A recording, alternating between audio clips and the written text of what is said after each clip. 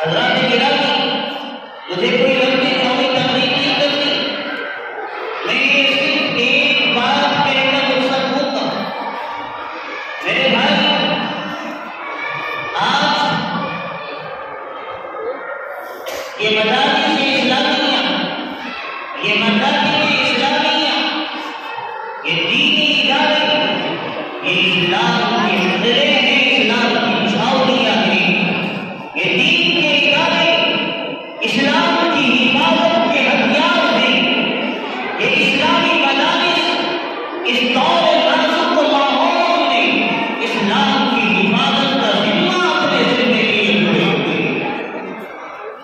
میرے بھائیوں، اگر آج یہ مدارس اسلامیہ موجود نہ ہوتے تو آج سے ہندوستان سے، آج سے 150 سال پہلے ہندوستان سے اسلام رخصت ہو چکا ہوتا۔ آج ہر گھر میں قرآن کی جگہ انجیل اور بائبل پڑھائی جاتی ہوتی۔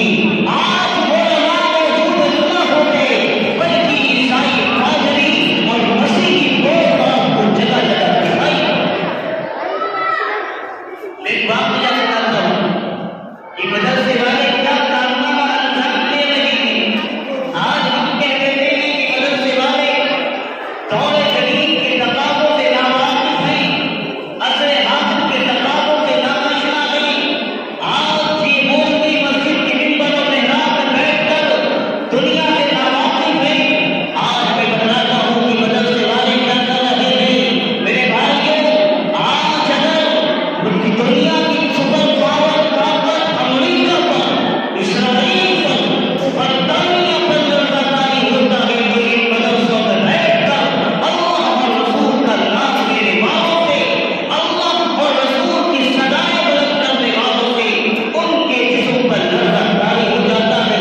تقریباً 45 سال پہلے کی بات ہے، لکھنؤ کے اندر ایک کانفرنس ہوتی ہے۔